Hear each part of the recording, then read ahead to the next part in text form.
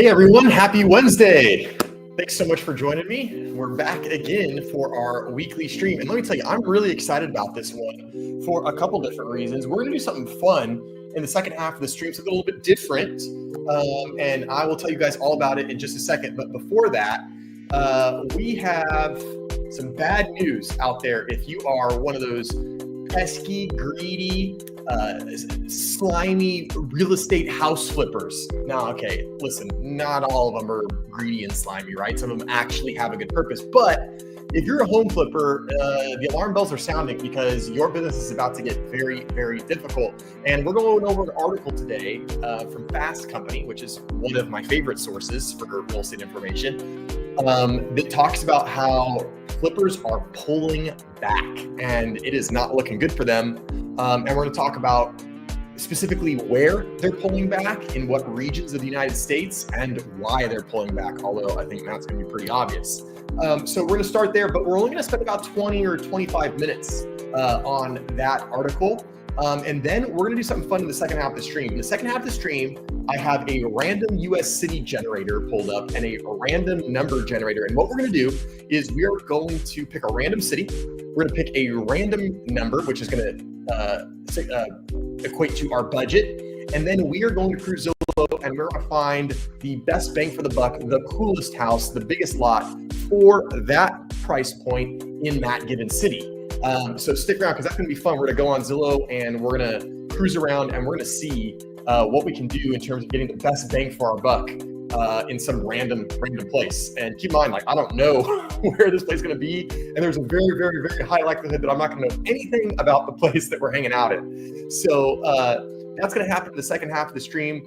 For those of you that are tuned in, thanks for being here. I really appreciate you giving me some of your very valuable time. I have to say that one of the best parts about live streaming is being in front of all of you guys to hang out with you guys. So at any time, if you guys have any comments or questions or just want to chime in and tell me what you think about the article, please drop a comment into the chat. Would love to hear from you. And I would always like to know where you're watching from. I think that's super interesting. Obviously on the World Wide Web on YouTube, you guys could be watching from anywhere. So I'm always curious to know where you guys are watching from. If you are enjoying the content, hit that little like button somewhere right down here, that little thumbs up. Do me a favor, hit that right now. We'll pause for a couple seconds. Everybody grab your mouse, go to your smartphone, click the like. Perfect. Thank you very much. Appreciate that. And we're going to get rolling. So let's get the article up on the screen. And here it is. Housing market sees biggest home flipping pullback since 2007. Obviously, anytime we bring up since 2006, since 2007, since 2008, the alarm bells start going off for people and they're like, oh my God, I'm freaking out, 2008. And listen, I understand why 2008 and the surrounding years on either side of 2008 was a difficult time for a lot of Americans. Now, for a lot of millennials out there, it didn't make a huge impact on us at that time because we were all pretty much either in late middle school, high school, or early college. But to a lot of the baby boomers out there, 2008 is still a very sensitive subject because a lot of their finances got wiped out, retirement, stock market, all that. So whenever we see 2006, 2007, 2008, it's kind of like, okay, we gotta see what they're getting at here. This is really common right now in the news cycle, right? We're seeing a lot of 2008, 2007, great financial crisis, mentions. And we've been seeing that for a little while with the affordability crisis. But it's really important to understand that the affordability crisis and the inventory crisis is not the same as the great financial crisis and what we had in 2008. In fact, it's almost the opposite situation. In 2008, we had huge inventory, horrible equity amongst homeowners, and terrible loans. And now it's almost the opposite in every which way. Hey, Cackleberry, thanks for hanging out. Oh yeah, snowing. Yeah, we haven't really gotten too much rain down here, but it's been cold. So I can imagine Idyllwild, you're getting some snow. How much snow you guys getting up there? Probably only just a couple inches, right? But let me know. Thanks for hanging out, Cackleberry. Good to see you. Innovative with an early comment. After today's tariffs, they will be in good company. The flippers, I'm assuming he's talking about. Hold on to your butts, folks. It's going to get wild. Yeah, we will certainly see Innovative. We will certainly see. So as you guys know, we have the headline. We're going to dig into the article, and then we're going to see if the headline kind of matches the article. And I'm going to be sounding off giving you my thoughts on this article as a professional real estate agent. But of course, I want to hear from you guys as well. So if you have thoughts about this article, if you think it's a load of bull crap, if you think that it's super accurate, I want to know. I want to hear from you guys. So here we go. A new survey reveals how home flippers are moving forward in today's affordability constrained housing market. And of course, this is as of 4/1, but this is not an April Fool's article. But as you guys know, I try to keep the articles current.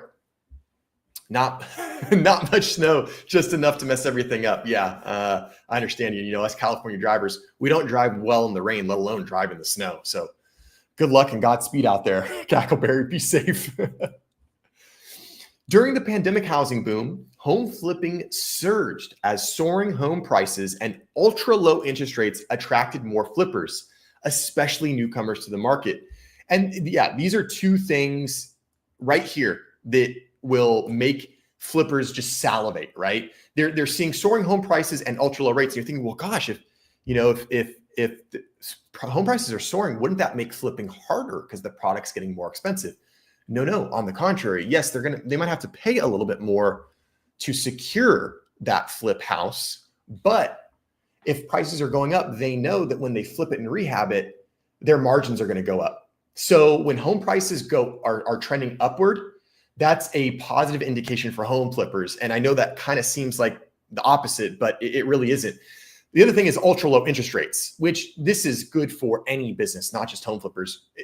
Ultra low interest rates are good whenever you are trying to buy money, which is AKA get a loan, right? So the cost of money, which you guys have all heard me say 100 times before, the cost of money is much lower when interest rates are low. And when the cost of money is lower, what that does is that gives flippers better margins, right? Because the scenario is let's say they buy a flip house, and I'm just going to make the numbers really simple so that our math stays simple. Let's say they buy a house and that flip house costs them $1,000 a month in their mortgage to hold it. It's $1,000 a month. Well, if that's at a 3% interest rate and it costs them $1,000, great. But if that interest rate goes up and is now 7%, well, now instead of it costing $1,000 a month to hold, it could be $1,400, $1,500, $1,600, $1,700 to hold. And of course, if we multiply this by the actual price of real estate, $1,000 a month is not an accurate mortgage, but $4,000 a month is an accurate mortgage. So if this flipper is planning $4,000 a month, it's going to take me 5 months. That's $20,000 in holding costs. But if those holding costs end up now being $35,000 instead of $20,000, well, that eats into $15,000 of their profit right off the bat just for interest. And that's why higher interest rates will deter home flippers. It's really going to make home flippers have to utilize cash, which is difficult. You know, not a lot of home flippers just operate with, $2, $3, $4, $5 million of liquid cash sitting there.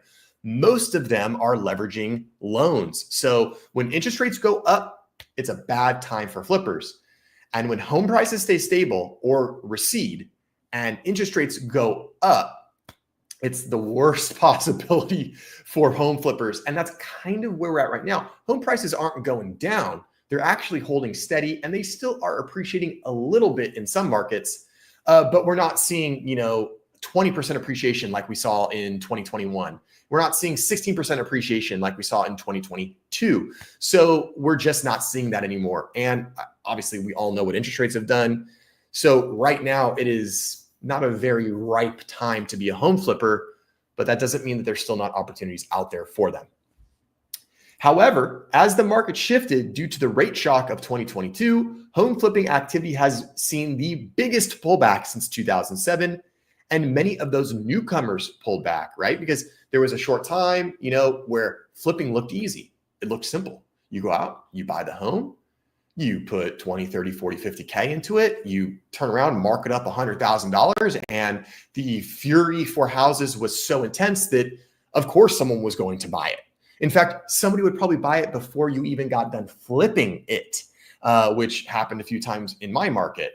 So the newcomers that kind of got started in the late 20 teens, right before the pandemic or during the pandemic, saw like, oh man, this is like this is kind of a gravy train. Yeah, obviously it takes a little bit of work and you have to have a little capital, but there are some potential to make some serious profit. And now that potential is much more diminished. And those newcomers now that maybe aren't as familiar with tighter margins, or, maybe they don't have cash capital available and they're relying on a loan. And now all of a sudden flipping for them just simply does not make sense. In the last quarter of 2018, there were 71,358 home flips. I would like to know what they're considering a home flip. Not every, I'm assuming that there was probably just a data metric that was like, look for homes that sold twice in 1 year is probably like the metric they use to flip, which overall generally is a pretty good basic metric to use. Most homes that get fixed up and flipped are going to resell twice in 1 year. They bought it in March, they fixed it up over the next 4 or 5 months, and then they sell it in August, September, or whatever. But I would still like to know, because there are some people out there that buy a home and then, something happens and they immediately have to sell it. And I've had clients in that position that aren't flippers. So it would be nice to know what they consider to be a home flip. In the last quarter of 2021, that shot up to 120,531 flips before falling to 87,851 flips in the last quarter of 2022. In the last quarter of 2024, there were just 69,929 flips. So we can see some huge variations, but they're certainly off their sort of unicorn year highs. While some experienced flippers remain active, caution now prevails in the market. Regional challenges, including tight inventory in Connecticut and rising inventory in Florida, along with escalating costs, have caused flippers to move forward with greater care. And that's exactly what they're going to have to exercise. They're going to have to exercise greater care in their flips because the margins just aren't so ridiculous now. They're just much thinner, and you're going to have to be much smarter about the properties that a flipper is going to flip and how they're going to flip it. But it really is a tale of two stories, because we have some experienced flippers that are still operating and doing quite well. In fact, one of my clients is a very experienced flipper and real estate investor, and he just closed on a property about 2 weeks ago. And he has great plans to flip that. It should end up well. He flipped one last year, mid to end of last year, and did very well on that property as well. However, there's another flipper in my area, in my town. They're not my client, and they're a little bit new to the game. And they decided to take a risk and do their first flip. And they bought the home about 9 months ago.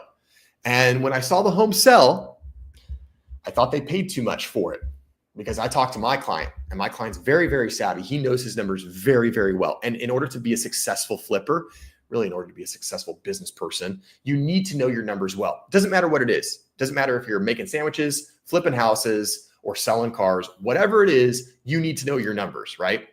And he's really good at it. And I talked to him about this property, and he goes, Joe, yeah, it's a great deal, but anything over about 775 doesn't really work out for us. And I don't think anybody's going to be able to make it work for that. Well, somebody bought it for 850.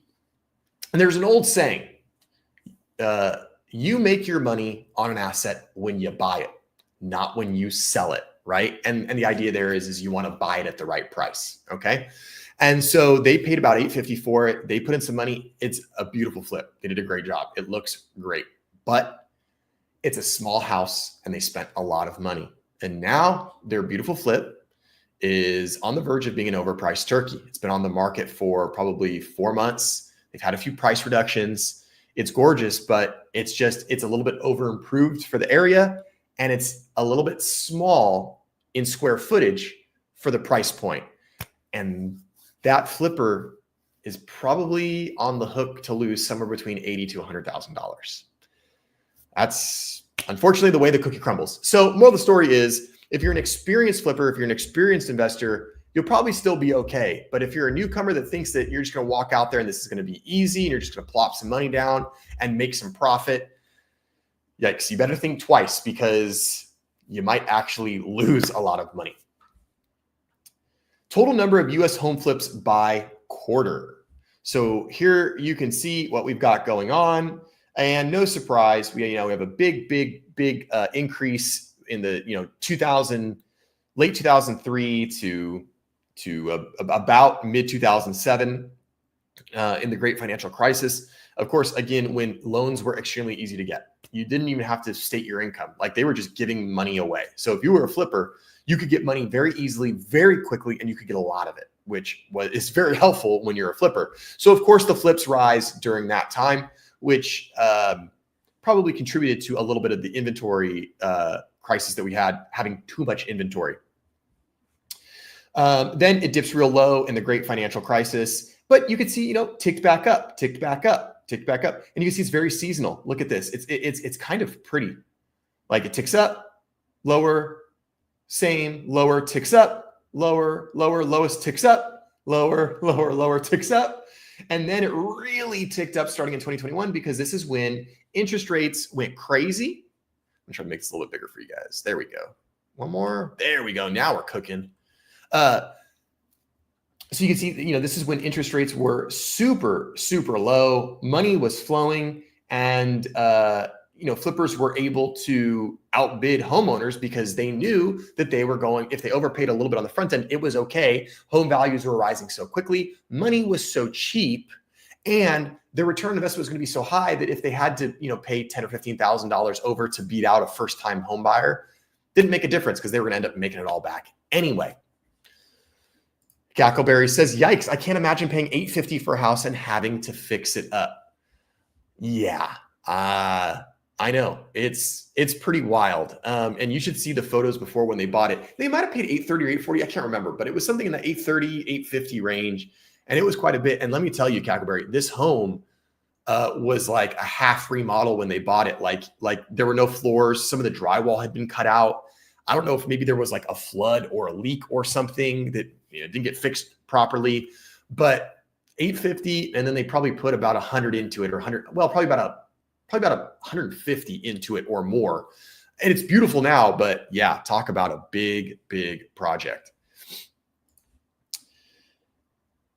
To better understand what's going on in the home flipping market, we've created the first ever Lending One Resi Club Fix and Flip Survey. The Flipper Survey was fielded from February 1st to February 19th, 2025. In total, 244 U.S. home flippers took the survey. To conduct the survey, Resi Club partnered with Lending One, a private real estate lender. Our findings reveal that home flipping market in much of the Northeast remains competitive as price appreciation, tight inventory, and aging housing stock create investment potential for fix and flip projects. However, home flippers in the region face intense competition for properties and elevated purchase prices. Here are some of the highlights. And it is important to note that aging housing stock is one kind of criteria that is helpful for home flippers. So if there's a neighborhood where the housing stock is older, which tends to be in here in the United States, more on the eastern portion of the United States, because we settled the East Coast and we kind of spread out west. So typically the homes out west are a little bit younger than the homes back east. For instance, out west, it's very rare to find a home built before 1900. You can find them. There are homes out there. In fact, I lived in one for a short amount of time that was built in 1899. Back east, there's homes that are 1800s all the time, and some that were, some into the 17 and even into the 1600s. So when there's older homes, they're more ripe for flipping because typically they need more work to get back up to snuff. And a lot of times, end consumer buyers, first-time buyers, don't have the money to buy the house and then have the money, time, and energy to also fix it up. Some do, but a lot don't. So in areas of the United States where there is older housing stock, those older homes that maybe need a little bit more love, need a little bit more updating, need, new plumbing and a new roof and need central AC and heat because they didn't have that. Those are more right for flippers because the flippers can buy it, add those upgrades, add that value, mark it up, and then resell it to the end consumer. 89% of home flippers plan to conduct at least one fix and flip in 2025. 64% plan to convert at least one fix and flip project into a rental housing, the fix project into a rental housing using the fix to rent method. Market outlook, 32% of home flippers say demand for fix and flip properties in spring 2025 is very strong. Of course, only 32% say that. In the Northeast, 59% of home flippers describe demand as very strong. Financial considerations, renovation costs. And this is where it'll be interesting to see what tariffs do, right? You know, we had our big day with Trump tariffs. I've had a crazy work day and I've been in some back-to-back meetings. So I need to read up on what went down today. I saw a few things come up with the tariffs, but I really need to sink my teeth into that this evening.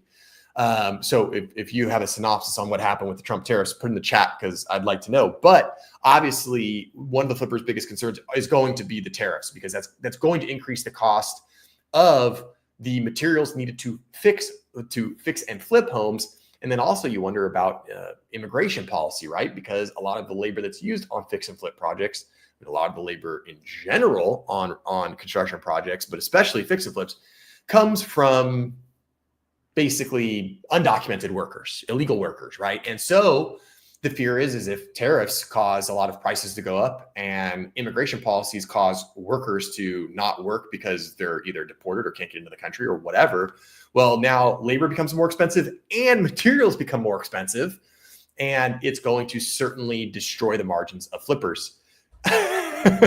Innovative, dude, tariff apocalypse. Yeah, that's kind of what I figured would happen, and that's basically what I read. And yikes, it'll be really interesting to see where things go from here. Thanks for your detailed update, Innovative. Appreciate it. All right, flippers' biggest concerns across the country. Northeast housing inventory is the biggest challenge, 34%. And we know this from the Northeast, it's insane how low inventory still is there. So if you're looking basically from like New Jersey north, anywhere in like the New England area, it is just crazy, crazy hard with the inventory. And when there's low inventory, what does that do? It drives prices up. And when prices go up, it eats into the profit and the margins of flippers. When prices get driven up for end consumers, for end users, you know, if someone says, hey, Joe, and I've had this happen before. Let's say there's a house. It's priced at $800,000. I think the real market value is closer to $750,000. I have a buyer who loves it. And I tell my buyer, I say, hey, my buyer client, $750,000 is really the true value of this home. You know, if you get over $760,000, you're really overpaying. And I had a buyer respond to me and say, well, Joe, it's my forever home and I'm probably not going to move again. And I'm probably not going to ever buy another home. And this is really close to where I need to be for my family.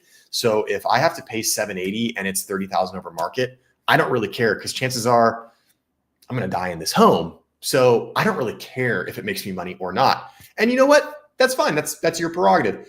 However, that's not how flippers think. Flippers only care about their numbers and dollars and cents.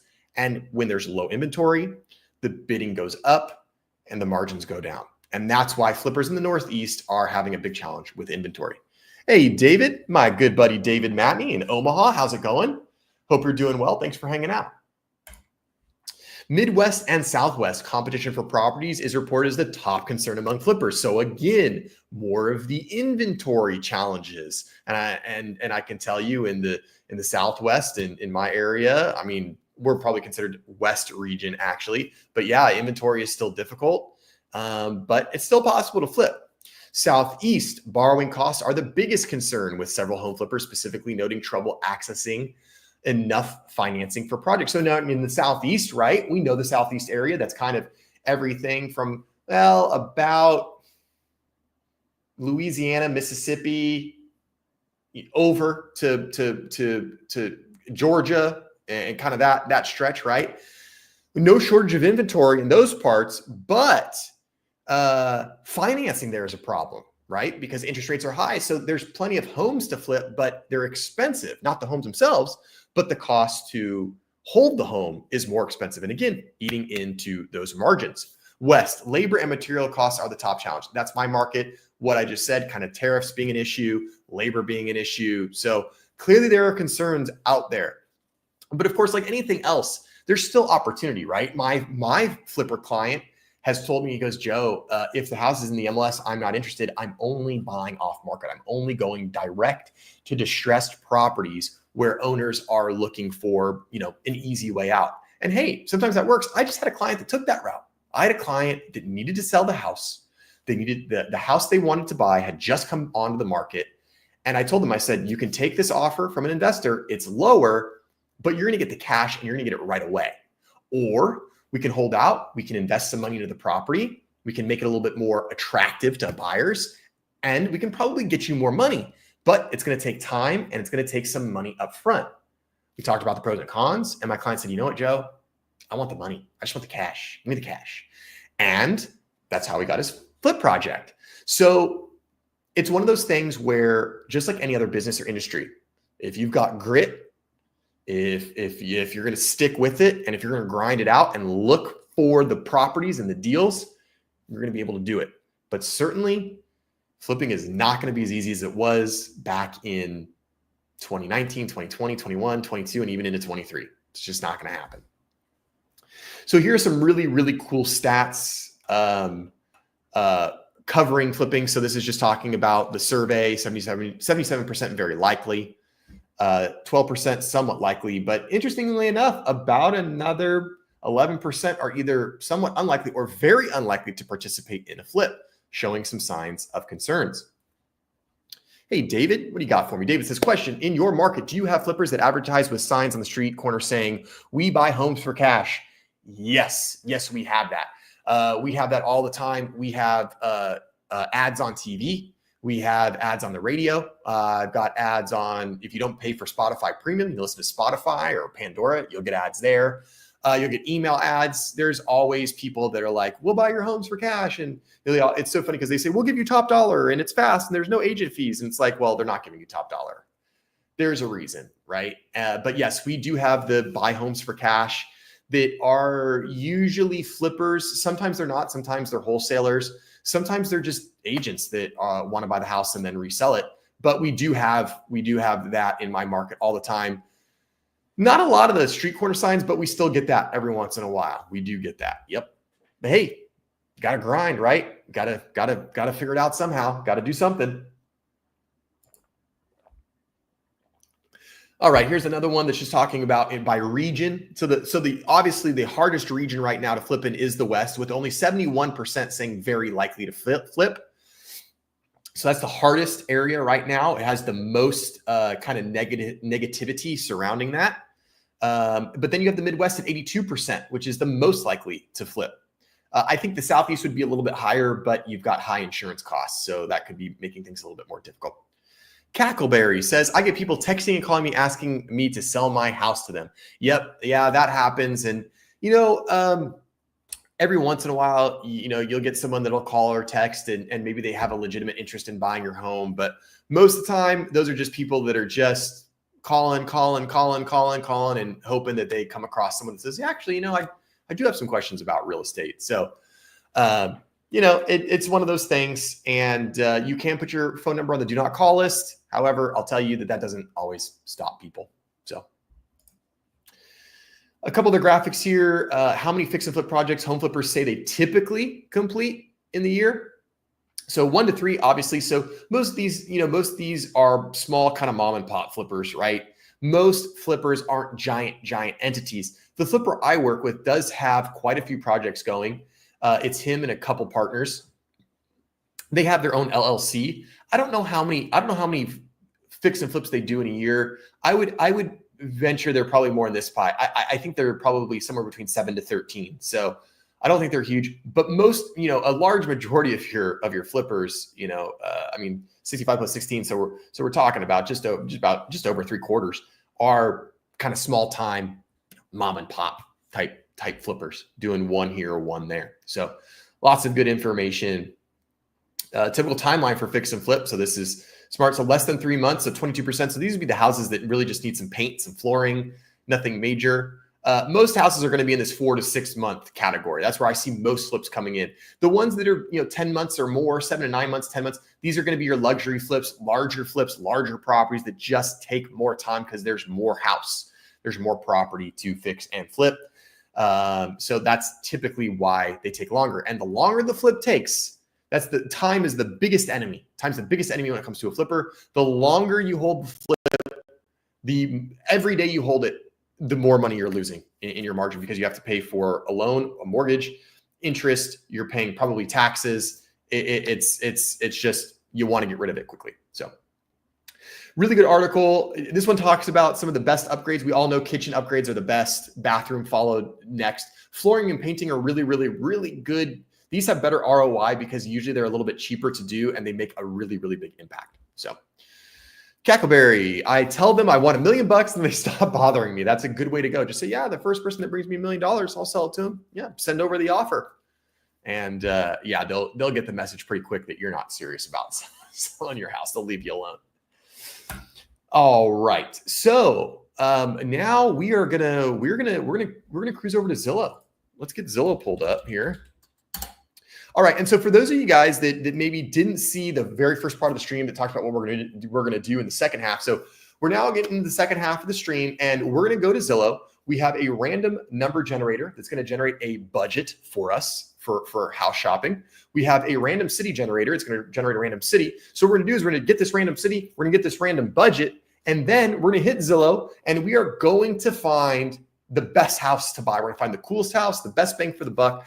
I think what the aim is going to be is we're gonna try to find the house that has the best bang for the buck overall. So, it's gotta have something that's got a decent number of bedrooms, a decent lot size, a decent location, and looks cool, all for the budget that we're in.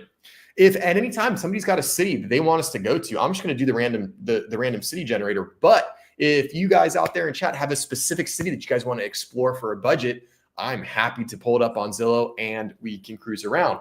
And of course, anytime you guys have thoughts or anything, I want you sound off. I want your guys' opinion. I want to know what you guys think. I want to know what home you like the most. Yeah, David, I think this will be fun. So everybody buckle up, strap in, and let's cruise Zillow a little bit. So here we are. So I think the first thing we're going to do is we're going to do the random city generator, and you're going to see me switching tabs a lot. So hopefully I don't cause anybody to freak out with the seizure, because I'm going to be flipping around a bunch. And I think what we're gonna do is we're gonna start with the city generator, and then we're gonna go to budget. Because if we pick a city like Detroit and we have a $8 million budget, I don't know if we're gonna find anything. And conversely, if we get a city like Miami and our budget's $140,000, we're probably not gonna be able to find anything. So I think what we're gonna do is we're gonna pick the city first, and then we're going to pick a budget. We're not going to pick the budget, but we'll pick the upper and lower limits, and then we'll generate it. Yeah, I'm sure you are partial to Omaha, David. Maybe we'll cover Omaha at the end if we've got some time, and you can be our local expert. You can be our local guide. Oh, here we go. In the video, after a few years of trying to flip houses on the precipice of housing market crash, flippers will probably transition to a lower stress career like air traffic controller or bomb diffuser. Seriously innovative. I freaking love your comments, man. You're so sharp. These are so funny. Yes, air traffic controller probably will be lower stress than a flipper if there's a bad housing market. That's freaking great, dude. All right, so let's go. We're gonna make this a little bit bigger. We're gonna hit return. We're gonna hit rerun, and this is going to flip it around. So we're not gonna do Corpus Christi. We're gonna hit it. All right, here we go. All right, we're going to Phoenix. We're going to Phoenix. This is a familiar one. We know Phoenix. I've been to Phoenix quite a bit. I have some family in Arizona. So let's do Phoenix. I was hoping for one that was a little bit more fun, but let's do Phoenix first. We've got about 30, 40 minutes. So I'm sure we'll be able to do at least 3 or 4 more. So let's start with Phoenix. Now we're going to go over to our random number generator. I don't know the pricing in Phoenix well. And I know that Phoenix is a really big area that covers a large area. It's Phoenix includes Scottsdale and all these other places. So let's say for Phoenix, I'm going to do 300,000 as the minimum. And for the upper limit, let's get wild, guys, because I know Scottsdale has some really expensive homes. So this is 4.5 million. Let's do 10.5 million. All right. Stay northeast. All right. Well, let's see what happens. We're generating. Oh my God. Okay. So, we have a $9 million budget, guys. All right, so we're working with $9 million. $9 million. Let's go to Zillow. It's gonna be fun. All right, $9 million. So we're gonna go to Phoenix, Arizona. I just want Phoenix AZ. Yeah, let's do single family homes. Yeah, well, 9 million. Holy hell. All right. And we're going to set the budget. We'll see if 9 million even works. I don't even know if 9 million works. We will set the minimum at, we'll set the minimum at 7 million. And we'll set the maximum at 9 million. Actually, you know what? For the minimum, we'll go down a little bit more so we have some more choices. There's not a whole lot of choices here. So we're going to go, and all of these are in Scottsdale. I can tell just by looking at it. we'll go down to 5 million. Got a few more choices there. All right. All right, guys. So, oh, shoot. I got it. You guys need to see Zillow. You guys got to see Zillow. We got to share this tab instead. There we go. Well, I'm not surprised, Cackleberry, because Phoenix is hot and you live in Idyllwild. So I can imagine that if you're a person that likes Idyllwild, you probably will not like Phoenix because for about 4 months a year, it's 110 degrees straight. So that makes sense. But Cackleberry, what don't you like about Phoenix? Is it just the temperature or is it something else? Let me know in the comments. All right. Wow. So we have a lot to look at. Holy heck. Ah, man, where do we want to start? Let's go map view. All right. So I am not a Phoenix expert, but I know a little bit. I know Dominic, my brother in the chat here, he is a little bit, he's in Prescott. And so he knows a little bit more. And I know that Paradise Valley and Scottsdale, this is like the Beverly Hills of like the Phoenix, like the Valley area. So I'm not surprised to see a lot of our homes in this area. This is the, I wanted to break out, and this is the story of the girl song, but side note, this is the area where the big money is, right? So there might be other areas, but let's start looking here. And what we're going to do is, I think I want, can I go to, is there a satellite view? Can we get satellite view? Perfect. All right. So satellite view, here we go. Let's see. John's got a request. Bring up Flower Mound, Texas. If you have time, the range. Okay, we will do that, John. Flower Mound, Texas will be our next city at your request, and we will work with that budget. We'll see what we're working with. Cackleberry, what are you not a fan of? I'm not a fan of the desert, and I hate the heat, which is why we want to move to Prescott. You will love Prescott because, and Dominic can tell you, my brother is in the chat. He is in Prescott. He lives in Prescott, and gosh, Dominic, you've been there for 10 years now. Time flies. And I think the hottest Prescott gets is about 95, and it's for about like, I think five days a year or something. So it's pretty mild. It's beautiful there. 10. So you get what, 10 years. And how often does it reach about 90, 95 degrees? And we can help our friends in chat here. All right. Well, that's happening. We're going to take a look. I typically like homes, and I'm looking for myself. So I'm the client. And I typically like homes that I like golf course homes because I'm a golfer, so I like to golf. And I really like homes that are architecturally interesting and have views. So, gosh, where should we start? Look at this. This is kind of a cool house. This one kind of jumped off at me. This is kind of a cool Spanish style, but it's obviously much more modern. 5 beds, 6 bathrooms, 7,800 square feet, and 1.4 acres. So it's a big lot, and check this baby out. I mean, that's pretty freaking cool, right? I mean, this is pretty neat. Okay, so this is kind of cool. This is like up on the hill, so this probably is going to have some views. If someone gave me a home for 9 million, I think it used to. Yeah, you could run your 8 air conditioners pretty well, David. At 9 million, I think we could probably put up with maybe some downfalls in the climate, perhaps.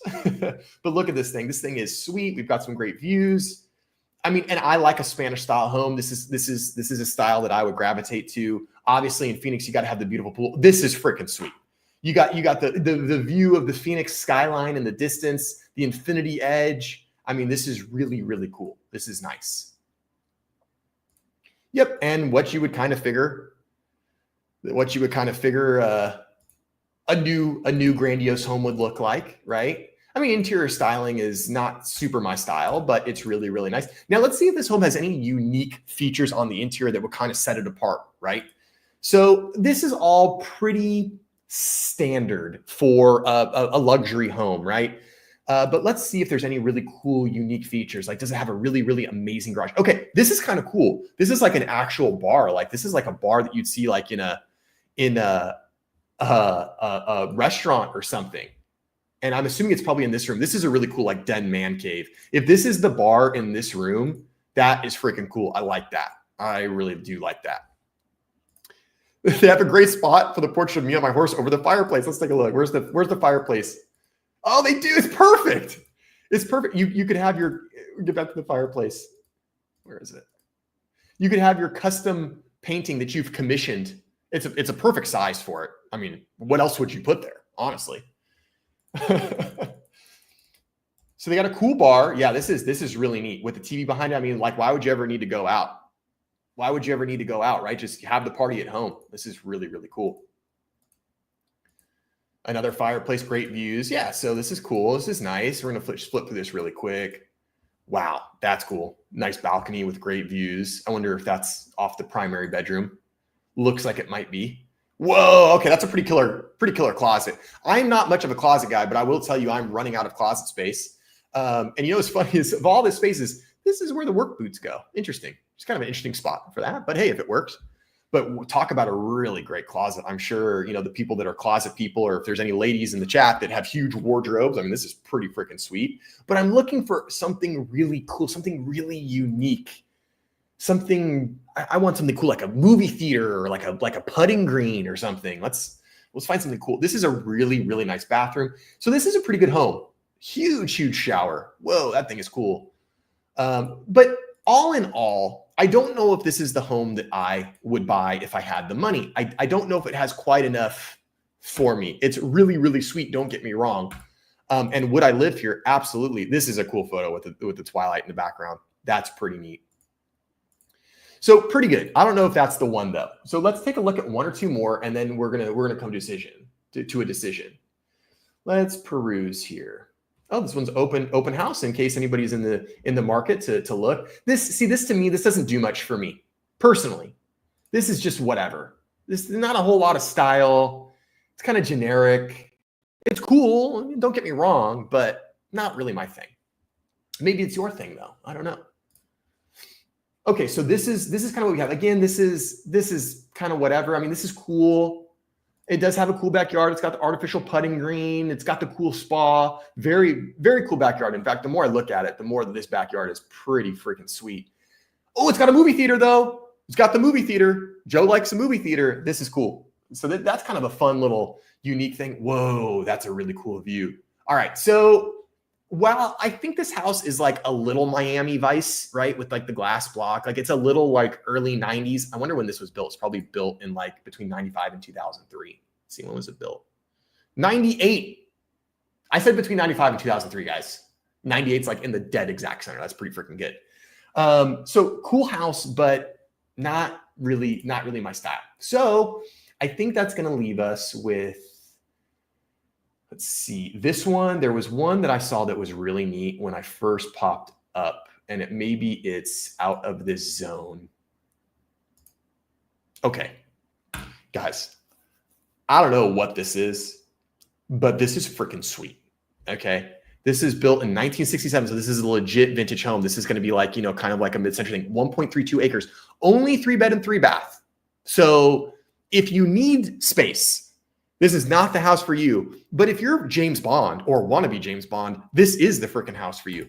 This thing is so freaking cool. I don't even need to see more. I would just buy it based on this. Buy it. Let's write up the contract. Look at this thing. This is freaking cool. Look at these views. And you know, house has got some style, some uniqueness. I mean, this is, but again, you know, style is like, you know, like styles, you know, kind of the opinion of each individual person. I'm sure there's someone in chat that is like, Joe, this house is, are you sure?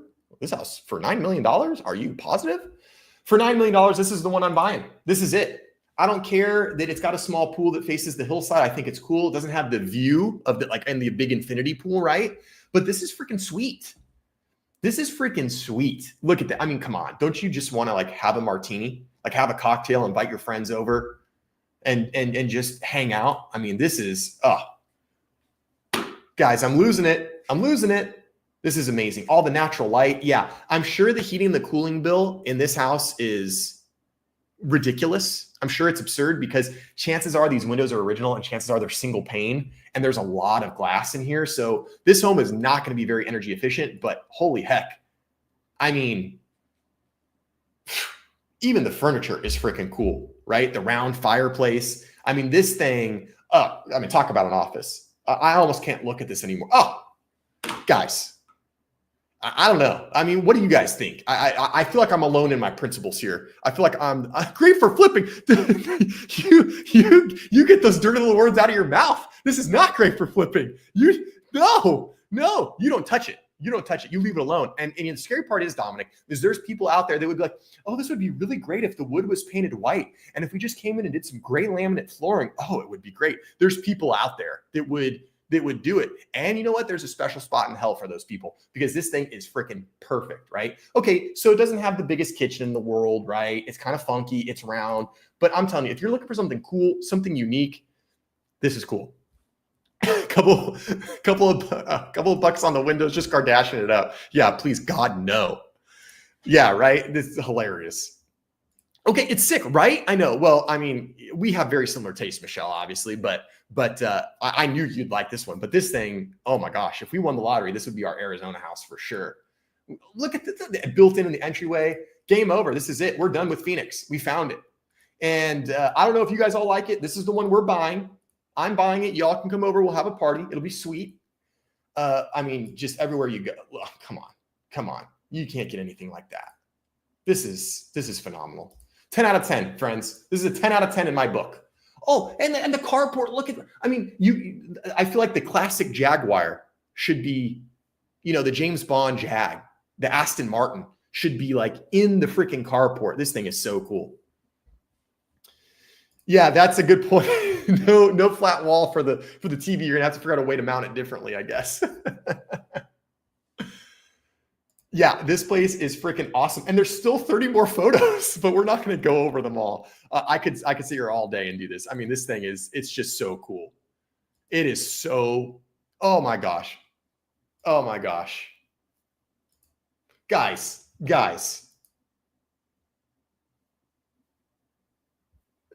Yeah, the light bill has its own trust fund. Yeah, absolutely. Yeah, between your electric bill, you got to put solar on this house because between your AC and your light, your electricity, oh my gosh, it's going to be crazy. But I suppose if you have $9 million to spend, you're probably not worried about your electricity bill. This has beautiful written all over it, guys. This is phenomenal. Okay, I got to stop. We got to move on to Texas, to Flower Mound, Texas, because I could look at this home all freaking day. There it is, folks. There's your winner of Phoenix, Arizona. Your $9 million budget. That's it. There it is. I've concluded. That's our winner. Case closed on this matter. All right, guys. So now we're going back to John's comment. Let's see, John Scott. I'm also a fan of Prescott Valley, plenty of golf, and nice clean infrastructure. It also has less crime. Yes. I'm telling you, John, Prescott's great if you're a golfer. I've played golf in Prescott a couple times. It's a beautiful area. It's really a very pleasant place to live. Yes, winter home. There we go. We'll go to Phoenix in the winter for the winter home. That's perfect. That's sounds like a perfect plan. And regarding Prescott, I don't think there's a whole lot to not like about Prescott. Dominic, you're a resident Prescott resident. If you had to maybe name one or two things that maybe you don't like about Prescott, what would it be? Because we've got a couple people in chat that have some interest in Prescott, Cackleberry and a little bit John. We know that Prescott's wonderful. Maybe what are one or two things that maybe as an experienced Prescott resident, one or two things maybe you don't like? And while that's happening, we're going to go to Flower Mound, Texas. And we're going to look 750 to 900. Flower Mound. I'll tell you what, I like the name Flower Mound. You have to wear a specific red hat. Okay. Yeah. Pro, con, depending on who you are. Right. Okay. Not surprised to hear that. And honestly, allergies a bit. That's a good one. That's a really good one that maybe not a lot of people would suspect. I know that Kelly, Dominic's wife, my sister-in-law, had some issues with allergies, had to get like some allergy shots. I know, with the wind and kind of how natural it is. Yeah, allergies. I could see that being something. And that's probably not something that a lot of people consider or think about when they're thinking about, buying a home. So interesting. Good to know, Dom. Thank you. All right. So here we are in Flower Mound, Texas. Well, the prices, the price filter is still on. So John, in case you're interested in a $7.5 million home in Flower Mound, here you go. This is what you'll get for that price in Flower Mound, Texas. But we're not going to do that. We're going to change our budget here. And we're going to go from 750 to not 9 million. We're going to get rid of a 0. All right, so here we are in Flower Mound, Texas. I'll tell you first and foremost, I don't have any. I have no clue about Flower Mound, Texas. In fact, I should zoom out because I don't even know where it is in Texas. Let's. Okay, so Dallas, Fort Worth. Okay, so it's in the north portion of the Dallas kind of Fort Worth area. Okay, cool.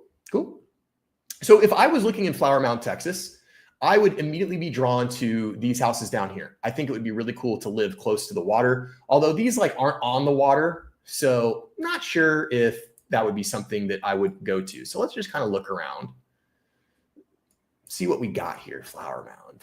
We're just going to get a lay of the land, and then we're going to start looking at some homes. So it looks like, there's some decent inventory in this price point. Not a ton though, not a ton. And it looks like in this price point, you're getting a big house, John. It looks like you're operating at least 3,000 square feet. 4 beds, 3 baths. Oh, okay. So this is just a lot for sale. So if you need 2.5 acres, you can buy that. So we're not going to be looking at lots. We really only want to look at houses. All right. So this is going to cut it down a little bit. So in this price point, we don't have a ton to look at. So where should we start? Okay, so 5 bed, 3 bath, 38. It's about a great home for 2.3 million. Yeah, it should be a great home. Was this in Flower Mound? Where was this, John? What city was that in? Was that in Prescott? Was that in Phoenix? Or was that out in Flower Mound or somewhere else? I was just curious to know. I kind of like the looks of this one a little bit. This is 5 bed, 4 bath, 3,300 square feet. So it's a similar specs to this, only slightly smaller, but it's a little bit more affordable. This one's been on the market for 33 days. Wow, this looks nice. Let's see here what we got. Flower Mound. Okay, so an attached 2-car garage. Nice big driveway. Oh, in Flower Mound. Wow. Okay. So he must have got a really nice home in Flower Mound then. Okay, neighborhood shot. Nice, very pleasant, very open, very bright, high ceilings, big vaulted ceilings. This is a good one. This is nice, very clean. This is obviously turnkey, move-in ready. Looks like this was probably built in the early 2000s, if I had to guess. Let's see if Joe can be right again. I'm going to say this home was built in. Guesses in the chat. Throw your guesses in the chat. Throw your guesses. What year was this home built based on styles, finishes, and color? I have my guess. I know what my guess is. It's nice. This is a nice home. Whoa, wait. Let's go back. What's this? This has to be like access for like something, right? I mean, that can't be a cupboard. There's no way.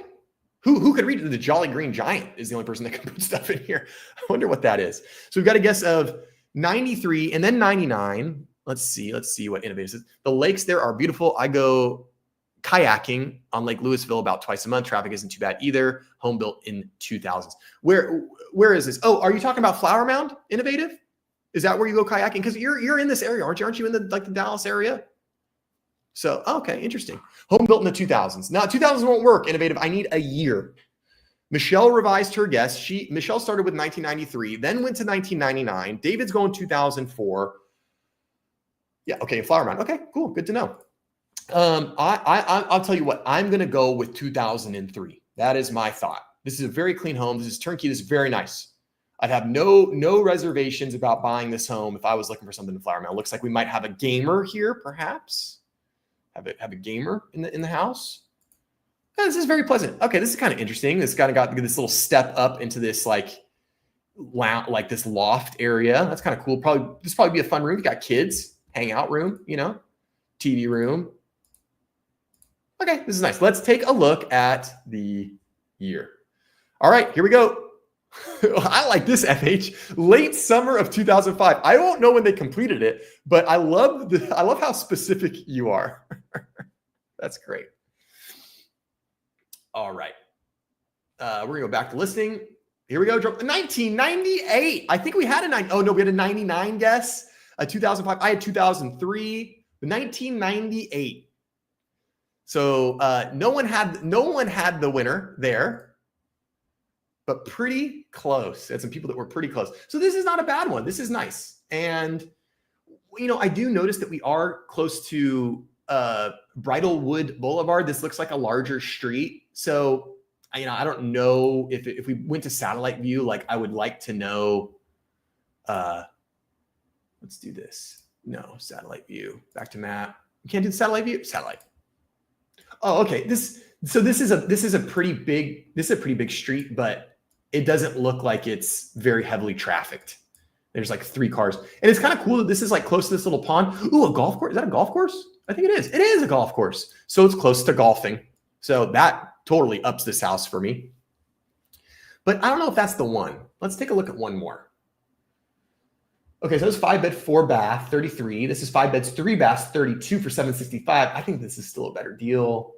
Let's take a look at this one. I like the red brick, actually. Let's take a look at this one. This one's $849, $845.9. This is 4-bed, 4-bath, 4,000 square feet. I like the red brick. There you go. I like it, David. They finished the of course. Of course. I'm kind of a sucker for a brick house. I think they're really sturdy, really strong. If they're actually brick, a lot of them are just brick faced, but if it's actually brick, that's really, really cool. Okay. Really good pictures. This is styled beautifully. Really, really nicely styled. Very pretty. This is nice. I like the floors.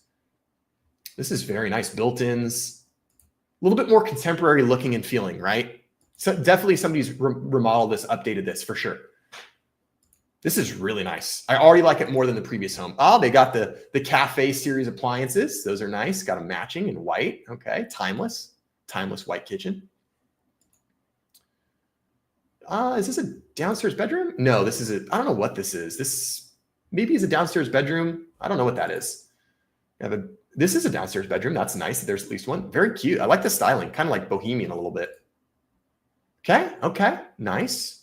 Ooh, this might even be a downstairs primary. It's got the movie theater. All right, sold. We are sold. I would absolutely buy this house over any of the other ones I've seen. John, if you're looking in Flower Mound and you've got $850K to spend, you can buy a super cool house. This thing is pretty cool. All right.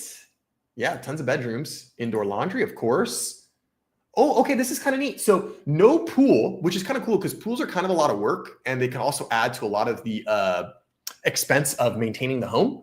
Plus, sometimes pools can hurt your resale. Not all the time, but there are times where I have clients that are like, Joe, I do not want a pool. Don't show me a house with a pool.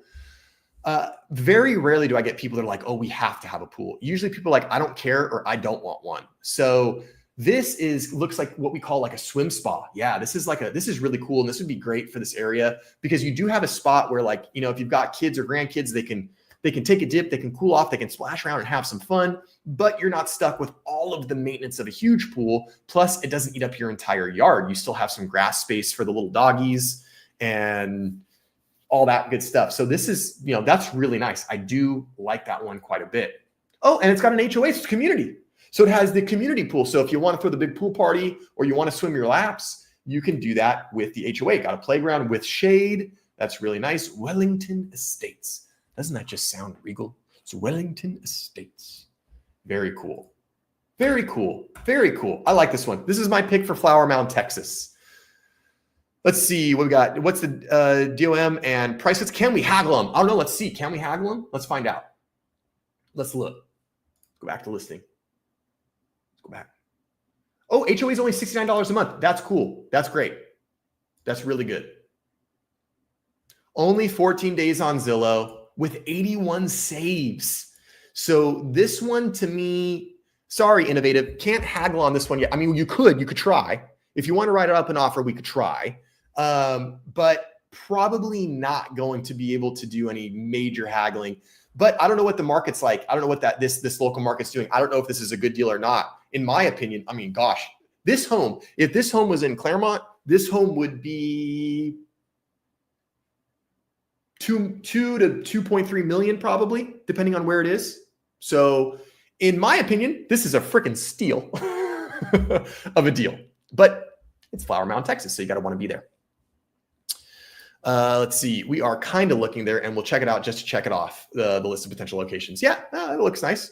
Yeah, look at Prescott, John. Prescott's beautiful, and it's close to California, but it's not California. All right, so Flower Mound, Texas, 3312 Darcy Court. That is the pick for Flower Mound, Texas in the 750 to 900K range. All right, let's go back to our city generator. So that was Flower Mound. We had a request for, where was it? Where is it? We got a lot of, oh, for sure. That would be 2+ million in Claremont. Yeah, definitely. Yeah.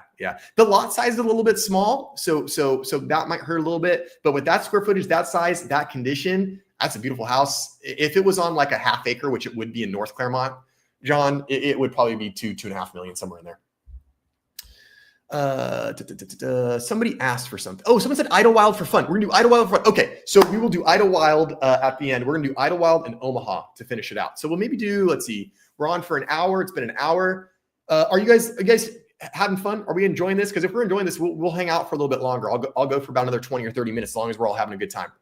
So we're gonna do a few more cities. Let's share this tab instead, and let's rerun it.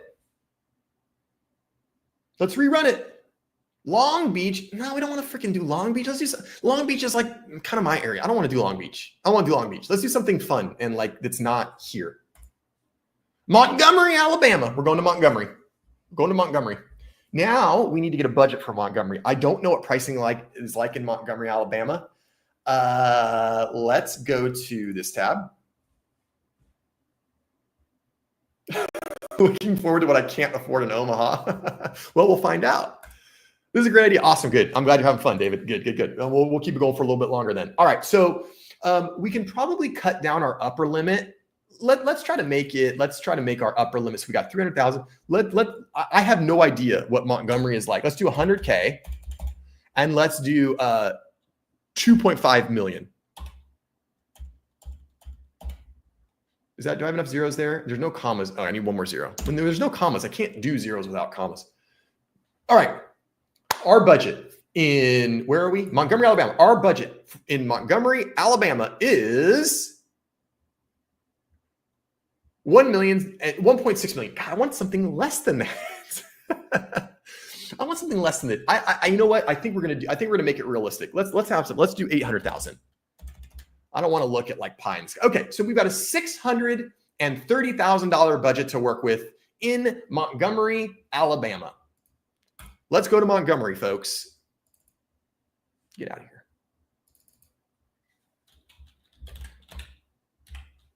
Montgomery, Alabama. All right, here we are in Montgomery. All right, so we've got some things in this price point. That's good. Oh wait, no, I'm sorry, I'm on the wrong price point.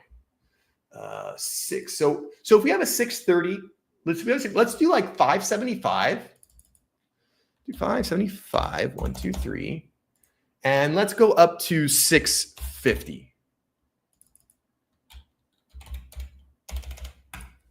All right. Montgomery, Alabama is quite affordable, it turns out. Ooh, this is kind of fun. I don't know what this is. This looks kind of interesting. Don't know if it's cool. Oh, wait. This looks like it's not even a house. Like there's like a handicap sign. This might be a business. That's weird. What is this thing? This might be some like mixed use. It looks funky. I already don't like it. Ooh, look at this. And it's got a koi pond, guys. Look, it's got a picturesque koi pond. Okay, this is cool. I kind of like this one. We'll take a look at it. Okay. Ooh, this is very presidential. Okay. All right, cool. Now let's zoom in on the map and let's look at location-wise. Is there anything cool? Is there anything close to a lake or? No, not a lot of stuff there. All right, then I'm going to go with what originally caught my eye, which is this guy on on Woodward Avenue in Montgomery. Okay, guys. So if you haven't figured it out by now, I like vintage homes. I like homes with character. I like homes that have a very defined style, right? And I'm open to style, but I just like homes that are like very truly, a craftsman, a Victorian, a mid-century modern, a post and beam, whatever. This is freaking cool. This is like almost like plantation style, like kind of like traditional, like Victorian-esque kind, like craftsman-y. And so we got 4 beds, 3 baths, over 3,100 square feet, built in 1912. I love it already. It's on over half an acre, 0.6 acres. Let's take a look. And where's Innovative? Take a look, Innovative. We got a price cut, $26,000 price cut just about 12 days ago. And days on market here is 174. Get the low ball offer ready. Get it ready. This is freaking sweet. All right, let's take a look. I love this photo. It pops wonderfully. Beautiful hardwood floors, probably need to be refinished a little bit, but I mean, this is the type of stuff that you can't, to build this today, I don't even want to think about what it would cost to build this today. I mean, the beam ceilings, this is really cool. It's got a big kitchen. And a lot of times in the older homes, the kitchens are really awkward because we didn't have modern appliances in 1912. Like we didn't have gas stoves and dishwashers and refrigerators and freezers and stuff. So a lot of the time, you get really weird configurations and layouts in homes built before 1950, especially when it comes to the kitchen, and especially homes before 1930. But this is nice. And you can even put like an island in, or you can have a little like rollable island, movable island, lots of countertop space, lots of storage space. This is really, really nice. I guess this isn't scuffed realtor. I'm not exactly sure what you mean, but if you want to elaborate, I'd be happy to try to interpret. Right, Cackleberry? I think so. I think this is freaking sweet. This is super cool. And all this for $600K. $600K. If this was in my town, my market, if this was in the historic district of my market, this home would probably be $2.5 million. Yeah, 2 to 2.5 again on this one, depending on where it was, what part of the city, and what else it had. Interesting. It's funny. These photos are like not in focus. They're not super sharp. I don't know if you guys can see it on the screen share. You probably can't see it on the screen share, I don't think, but it's kind of interesting. The photos are nice, but they're not like super sharp. They're kind of weird.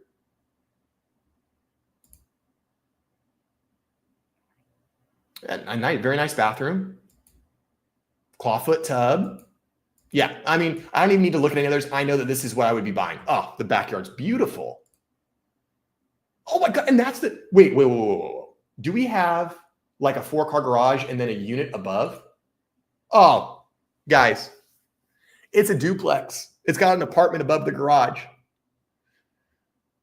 Man, I don't want to move to Montgomery, Alabama, but if I was going to move to Montgomery, Alabama, bingo.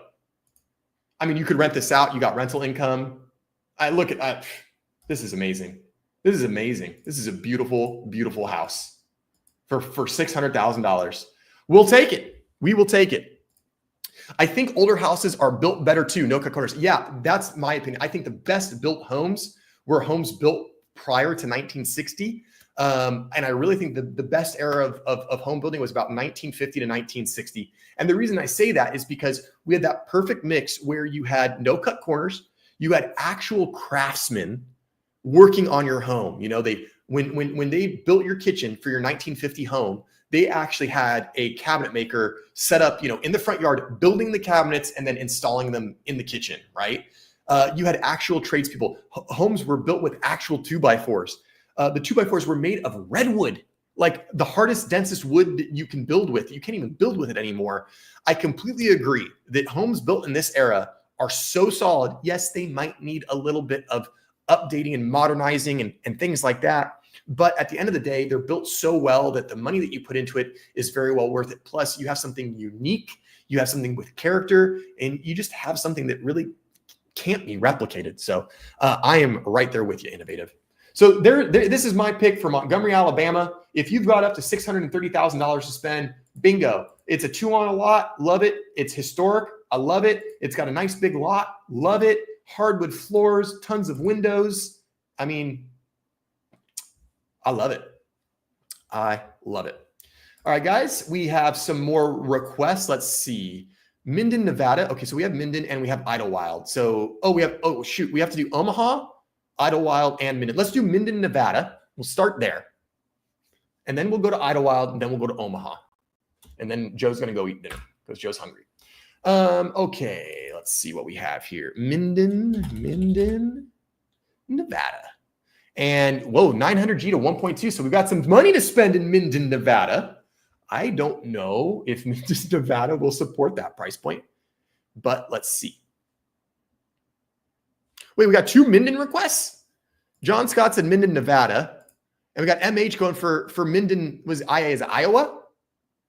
We'll start with Nevada, and we'll see what we can. I don't even know if they'll have houses in that budget, John. It's a lot of money. 900, 1, 2, 3 to 1.2. We'll do 1.25 because it's already here. Okay. So there is a few to choose from. So let's see what we have in Minden. So the first thing we're going to do is we're going to look at photos that jump off the page, right? We're going to look for our jump off photos. We've got a couple. There's a couple that have piqued my interest. Okay. So off the bat from these, I'm kind of liking this one. And this is just a really good photo. And you know what's funny? This is the power of a good photo. These are good photos here.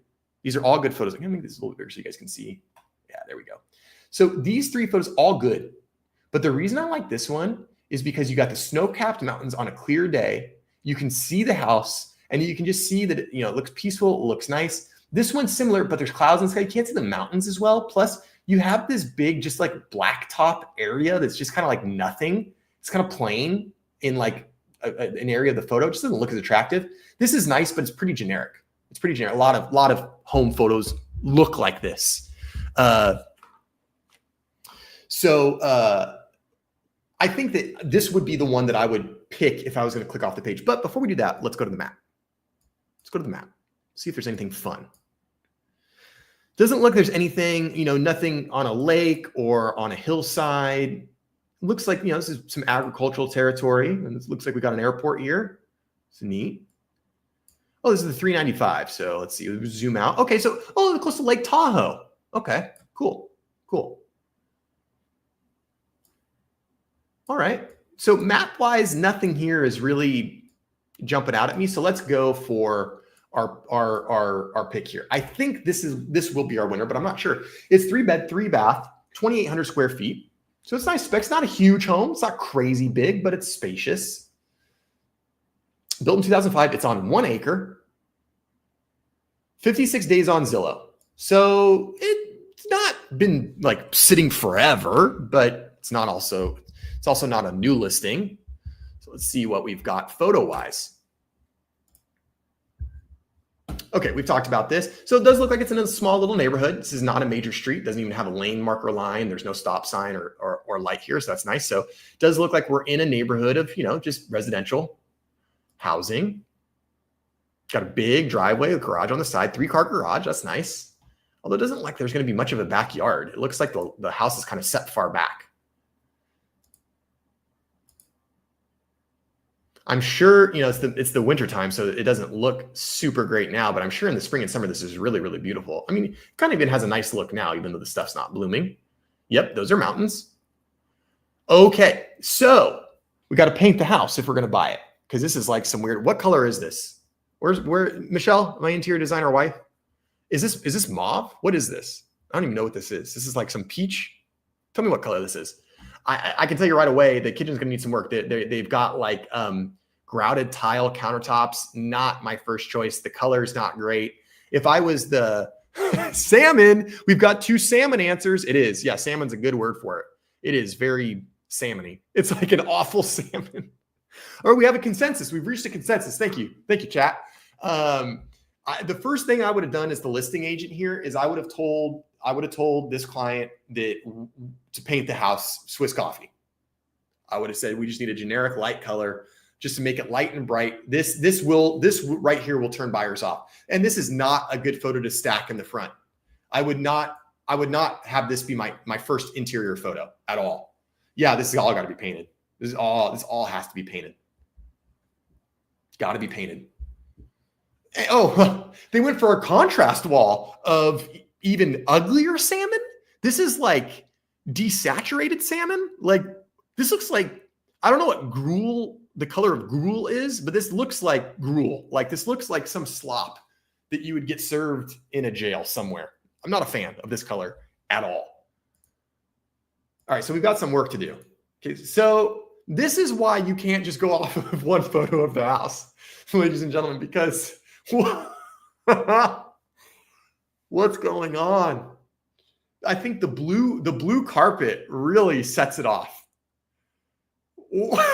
I call that color flesh. What is happening? Oh, guys, what is happening?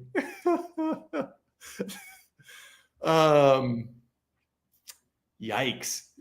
We got it. We got to do some painting. And the other thing is like, what is with all like the different like lines? See, when you got all these different colors, like what is going on? Like there's a surface here, there's a surface here, there's something here, there's something here. Like this is just, where do I look? This is fascinating. This is like looking at a car accident. I just can't look away. Wow. The pillars, this is, okay. So I retract my statement about this being the house I would buy, because this is not the house that I would buy. This is not the house that I would buy. Someone in this house likes some bold colors. Yeah, the columns in the dining are hilarious. This is hilarious. Big salmon is least preferred salmon of sewer of salmon dishes. Oh, geez.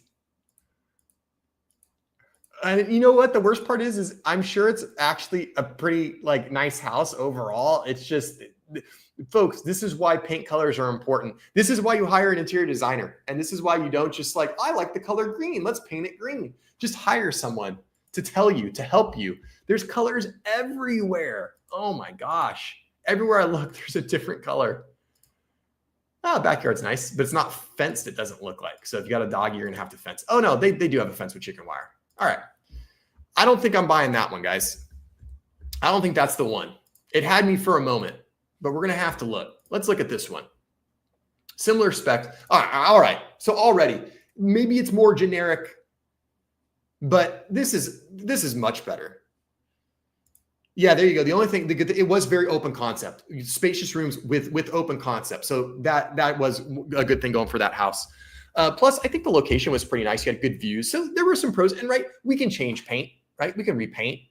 How much does it cost to paint a house? I don't know, $5, $8 grand. I don't know where you are, how big your house is, but you're right. That's one of the things. You can't change the room size. So Red, you're exactly right there. At least you've got that going for you. This is a great point, MH. Driveways that large are a nightmare in cold country. You're exactly right. And I've heard of people, I've known people, a friend of mine bought a house in a cold climate, had a big driveway, and it was a little bit steep. And all of a sudden, winter came. And he realized what it was like to have a driveway that freezes and a driveway that you have to shovel or plow or snow blow to clear out. That's a great point. That if you're in a climate that's going to get below freezing or get below freezing routinely, you're going to have to be aware of that. You're going to have to do some work to that driveway. Good point, MH. So already I like this one way more. It's much more contemporary kitchen. It's open concept, which is really, really nice. There's already, like, you already don't have to paint. You know, it's got carpet, whatever. Ooh, it's got a pool. That's kind of neat. You know, that's kind of fun. I don't know what the value of a pool is in, where are we again? What location? We're in somewhere in Minden, Nevada. So it's going to get warm, right? So, yeah, I feel like it's one of these things that the pool could be nice. It's got the cover on it right now, but that's nice. Got a big covered patio. Okay, so between the two homes, this is the one that I'm buying. I think this is a much better bang for the buck. Much more contemporary. It's not that much smaller. Does it have the same bed and bath count? Let's see. Let's go back to the search. Oh, okay. So the other one we looked at, no, that's not the one we looked at. We looked at this one. Yeah, so it's a 3.3. This is a 3.3. This one, the first one we looked at only has like 400-ish square feet. So I would, and this one is $57,000 more affordable. I would go with that for sure. For sure. That's the one. All right. In Minden, Nevada. If you've got almost $1 million to play with, this is what you're getting. That's the winner. Let's see. Best to have the house facing south. The sun melts the snow in the driveway. That's a good point. It's a good point. So if you are going to be buying in a cold climate, it's got to be on the south side for the driveway. I will always live on the north side of the street. Oh, interesting. Okay. And what's that about? Is you live on the north side? Let me see if we can. North side. What's the reasoning behind that, MH? I'm just curious. What do you? Why do you like the north side of a street and never east and west? Only north? What do you think? All right, so that was Minden. We had another one. So Idyllwild, I think, was our next one. Idyllwild. Let's see what we got. Oh, so you have a home that faces south. Yeah. Okay. Yeah. That makes sense. If you have the south face, if you have a home that faces south, it's nice because your backyard gets a lot of that sun. So if you have a pool or your backyard people, you get a lot of sun. All right. So now we're going. So we know where we're going. We're going to Idyllwild, California, and we're going to clear this. Actually, what we'll do now is we'll go to random number, and we're going to go to. I know Idyllwild's got some small cabins. Let's do 300K. I don't know if 300K is even viable. Is that 3 million or 300? That's 300. And let's go. There's probably some wild houses up there. Let's go up to 1.5 and see what we got. Generate. It keeps giving me the high end of the budget. $1.5 million. That's almost not. Let's generate again. I don't want something like that. Okay, 349. So we have a $350,000 budget in Idyllwild, California. Go here.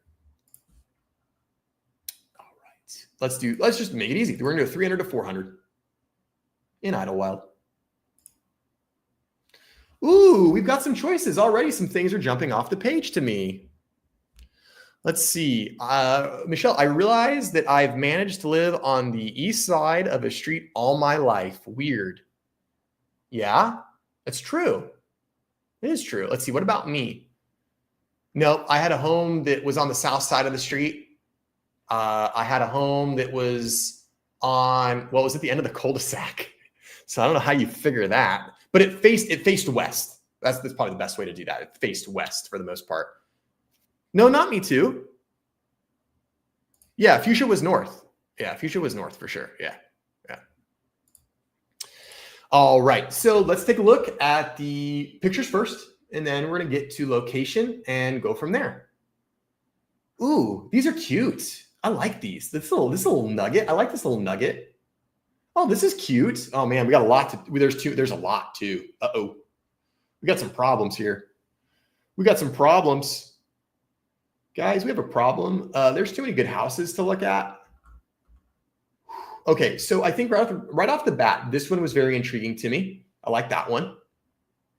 I kind of like this. Like, I don't know, is this a carport or guest house? It's like a geodesic. It's kind of like it's like a little studio. That's pretty fun. I don't know if I'd ever live in this though. I don't know if I'd ever live. It's a little wild to me. So I don't know if I'd ever live in that. But that's kind of cool. And I like this. I like this detached structure. That's really cool. That's fun. So I don't think I'd go for that. I do kind of like this cool little thing. It's kind of old and rustic. Looks fun. I don't think I'd go for it though. This one jumped off. I like the colors on this one. These photos kind of suck though. Okay. This is kind of nice. Ooh, I kind of like that one. Okay. It's not bad. So we got a lot to choose from. Let's zoom in and look at if there's any map features that are, and I'm going to zoom out just so y'all can see where we are because you might not be familiar with Idyllwild. So this is Idyllwild, California. You have Palm Springs right over here. This is Palm Springs. So Idyllwild is like the mountain range that separates like Palm Springs and kind of like the Temecula area.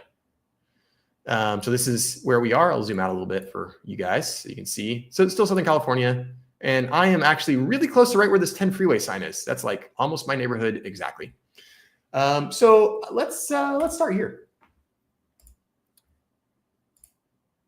Let's start here. 2-bed, 2-bath. Nope. Sorry, I don't like it. There were other ones that had a little bit more character, a little bit more charm. It's kind of generic on the inside. Very small kitchen, which is not a big deal. Most of these homes are going to be small. They're kind of given the budget, the price point, and also the style of home up here. A lot of these are just kind of like small cabins. Let's take a look at this one. This one's been on for 99 days. Ooh, this is cool. I like this. And this has been on for 99 days. So you know what that means. You know that, and they just did a price cut of 10K. Now, the problem with Idyllwild, as Cackleberry will tell you, is insurance. Cackleberry can tell us all about the California Fair Plan, or as she calls it, the unfair plan, for good reason. This is nice. This is just a little nugget. It's kind of cool. It's kind of fun. Oh, it's kind of open. The kitchen's small and funky, but man, that's cool. That's really cool. I like that. I would definitely be interested in this. It needs to be reworked a little bit. How far? That's a good question. How far of a drive is it from Claremont? I can show you. I can show you, sir. So we're going to go from 601 West Foothill. That's my office. My office is almost in the center of Claremont. We're going to do directions, and we're going to go to Idyllwild.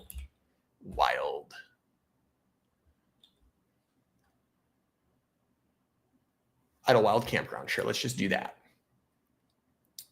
We're not going to walk there. We're going to drive. I don't know why this was set to walk. It's about an hour and a half drive, David. I'm going to share this tab instead. There you have it. So here I am. Well, that's my office. I live very close to that.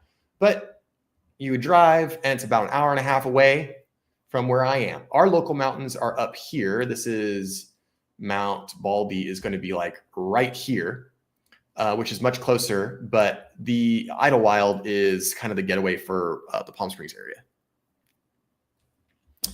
All right. So I think what I would do here, we're going to go back to this tab. This is a good contender. I'm going to look at one more before I make a decision. I really like that. It's cute and small. This one's got some nice views. So let's check this one out. This one is more expensive on the higher end. It is $400K, 2-bed, 2-bath, 1160 square foot. So still just a little nugget of a house. Wow. Great views. Very tucked away. What does the inside look like though? Oh, this is nice. I like it. Great windows. I mean, it's a little bland on the inside. It's a little kind of generic. I would want to change that up a little bit. Get rid of these weirdo giant curtains. I'd probably put in wood floors. I'd want to paint it a different color, but this is nice. Although I don't think this is my feel. Like if I was going for like a cabin, like mountain retreat, I don't think this is what I'd go for. I don't think this is what I would go for. But this is cute. This is nice. So far, I think the winner is still house number 2. Where was the one with the fun colors? Oh, we already passed that one. This one's 163 days on. 1 bed, 1 bath. This is just a little baby. Whoa, but that's cool. That's pretty cool. That's neat. Oh yeah. See, this is more what I'm talking about, right? Like if you're going to live in the mountains, if you're going to live in the mountains, you got to live in a mountain type home. This is cool. Little kitchen, but whatever. And it's got the stairs up to the loft, probably. Very cozy. Oh, that's very cool. I would love to know if there's a good view out. I mean, obviously there's a window there. Should have done a little bit better job on the imagery. These photos are not that great, unfortunately. But I think this is your winner. This is just cool. I like this. This is fun. This is unique. It's very woodsy. It's very, very cabin. David, this is not, it isn't what I think of when I think Southern California. Yeah, David. And you know what? That's one of the best parts about Southern California. It's one of the reasons it's very expensive is that, yeah, this is SoCal. The crazy part is that you could go from here to the beach in about 2.5 hours, depending on traffic. So you could wake up in the morning, go for a hike in Idyllwild, and then you could spend the afternoon watching the sunset at Newport Beach or Laguna Beach, which is one of the most beautiful beaches on the West Coast. So it's really cool. Yeah, this is the beauty and fun of Southern California. All right, so we have one place left to go, and that is, speaking of David, that house was 362,764 square feet. It's expensive. 163 days on Zillow. You know, that one needs a price cut for sure. But I mean, 362, not too bad. Although the insurance is going to be high. I don't know what the insurance would be. Probably $6,000 to $8,000 a year, if I would have to guess. Although Cackleberry could probably tell us better. This is kind of cute too. But again, not very like mountainy, not very cabiny, you know? And that's what I would want if I was going to do that. All right, so now we're going to Omaha. This is going to be the last one, but we're going to Omaha. And we're going to have a random number generator concoct our price point. I'm going to do 300K to 2.5 million. And let's see what that brings us. All right, once again, the random number generator likes to spend money. And so you can see here that our upper limit was 2.5 million and it's at 2.48. So we are looking for a luxury home in Omaha. Let's go to Omaha. And we are going to do this. We're going to do, we're working at 2.5 mil. So let's just do 2.25 to 2.5. That way I don't got to type anything. 2.5. Apply. Okay, here you go. So Cackleberry, your insurance is for now. Cackleberry, is that just for the fair plan, or is that for the fair plan and whatever other insurance that you need? Like, is that your all up, all in amount, or is that just fair plan? And while Cackleberry is responding, we are going to take a look. Whoa, okay. Oh, all right. I see one that already stands out. So we've got a few to choose from already. I'm liking this one quite a bit. This is kind of cool too. It was impressive billiards room. Okay. I told you I like cool things, right? I like unique, fun things. Billiards room sounds fun. This is nice. Oh, I like the garages here. We're gonna have to take a look at this one for the garages. I'm a garage guy. I have a classic car. I have a detached workshop in my house. One of the reasons I bought it. That like 4-car garage plus this extra thing, we're gonna be looking at that one. This is nice, but this is very generic. This is cool, but whatever, you know, it's just like another modern home. Okay. All right. So we got two that we're going to look at right off the rip. Let's see. Before we get into this, let's see what Cackleberry says. State Farm just raised the rates by 22%. Yikes. My neighbor is paying $6,000 and I have another neighbor with a newer house that is paying $10,000. All in. Regular insurance is $1,200. So yeah, you know, depending on the house, I mean, and you know, Idyllwild is in the middle of the mountains, so I can understand why the insurance price is so high, but doesn't make it any easier to pay. All right, so we're in Omaha, Nebraska. I'm going to zoom out for those of you that maybe aren't super familiar with geography. This is Omaha. This is like almost like the dead center of the United States. All right, so here we are, Omaha. And we're going to look at this beauty first. 2.4 million, 6 beds, 8 bath, 10,000 square feet. Holy heck. I hope you have a good cleaning crew because that's a lot of house to clean. Already, I like the appearance. I like the big dramatic entryway. I think the metalwork is kind of cool. Kind of reminds me of like an entryway to like a really like kind of like a cool hotel or something. I like the trees right in front. So, oh, interesting. Is this the backside of it? Oh, it is. Oh, okay. Interesting. So big, long driveway, nice garage setup. That's kind of cool. Wonder what the backyard is. Oh, okay. I like this. This is neat. So, all right. So there must be a guest house here. This is wild. What is going on? I cannot wait to see more photos.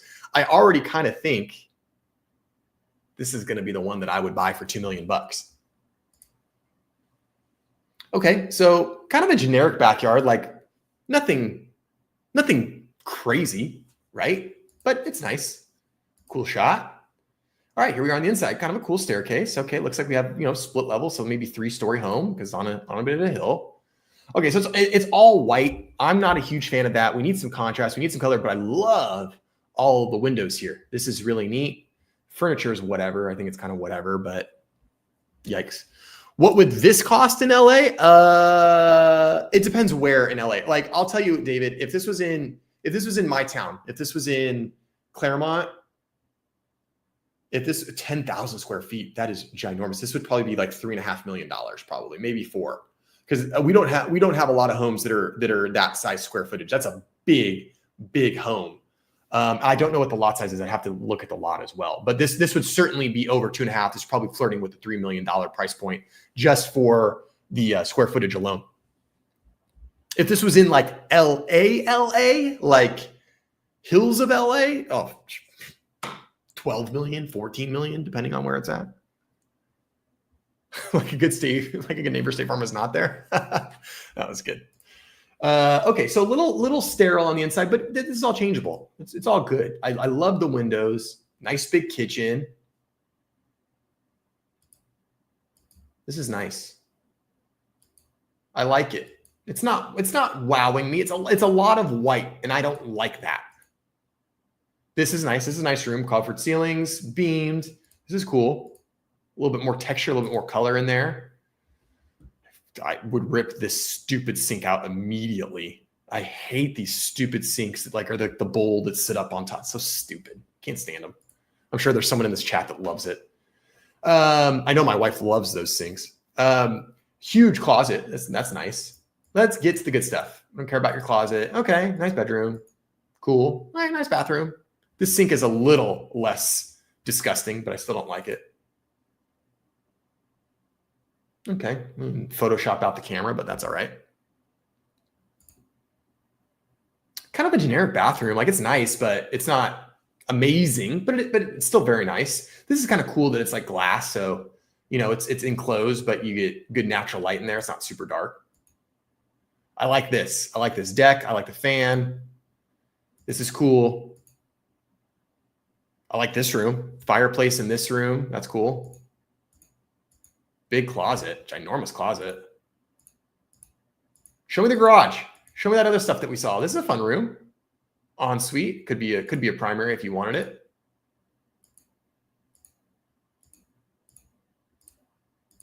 This is very nice.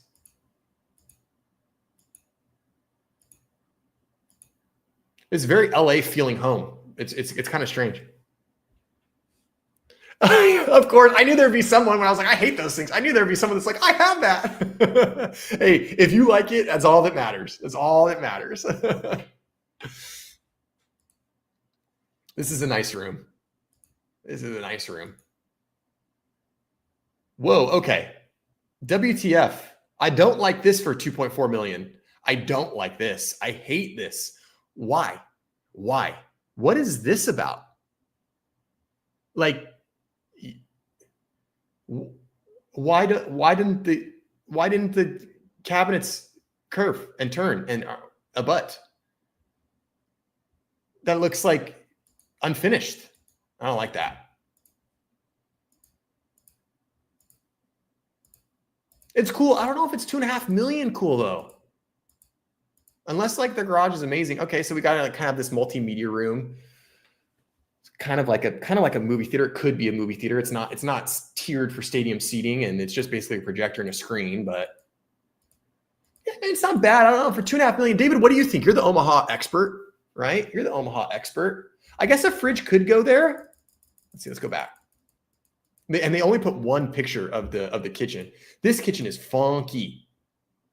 I guess a refrigerator would have to go there. There's like no countertops. I wonder if this is not like the actual kitchen. This you know what? This must be for the guest quarters or something. This is not the kitchen. I mean, this is not the main kitchen. But yeah, I guess a refrigerator would go on there, but then this is weird. It's still freaking weird. I think this is the guest quarters. I think this is the portion next to the garage that we saw in the backyard. That's what I think. It's kind of hard to tell though. I think what we were looking at was this portion.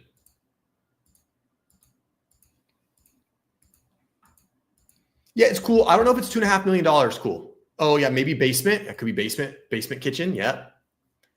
I don't know if I'm pulling the trigger on that one. I don't know if I'm pulling the trigger on that one. I think the only other one that I would go for is maybe this. Let's take a look. It's not a good photo. It's overexposed. It looks old. Like, this is just not a good photo. I like this. This is cool. This looks stately. I like the green door, the giant like lion head knocker. This is cool. I like that. It's got some character to it. Gated. This is cool. Oh, this is nice. You kind of have like some guest parking like right up front, and then you have like the full driveway. This is cool. I like this.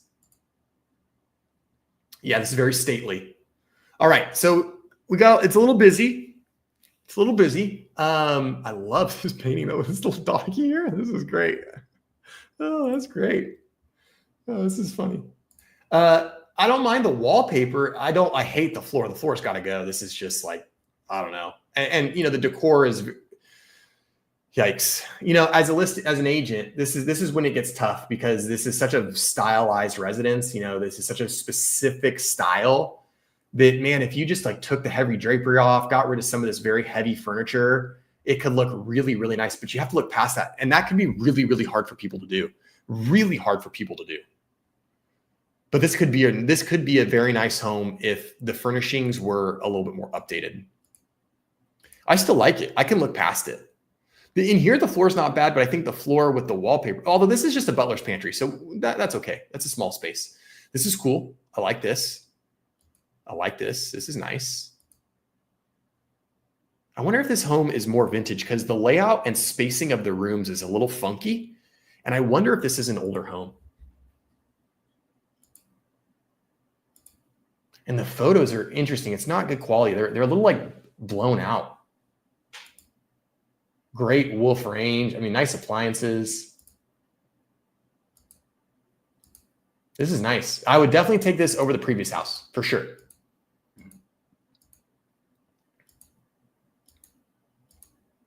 Oh, this one has the billiard room. This is like, how freaking cool is that? You know, get a glass of whiskey, playing a game of billiards with your buddy. Like, that's cool. I like that. And these photos are really tight. They're not wide angles, so it's hard for me to get a sense of the flow. Like, this looks like the same wall color. So I think this is still in the billiard room, but I'm not sure. Oh, it's got a fireplace. Oh, this is so cool. I mean, talk about a freaking man cave, right? Like, you got the fireplace, you got a glass of whiskey, you're playing some billiards, you're smoking a cigar or something. I mean, that's really cool. I would love to have a room like that. And it's connected to the office. Yeah, you know, the photos are artsy and the photos are nice, but the coloring is weird. They're not super sharp. I know it's hard for you guys to see because I'm screen sharing it to you guys, but they're like, the coloring is kind of weird on some of them, and they're kind of soft on the focus, but they're beautiful. I mean, it showcases the house well. Like, this is an amazing photo. This is a beautiful photo, and this is a beautiful room. Really nice. Powder bathroom. See, this must be an older home. See how wide and low slope the stairs are? This must be an older home.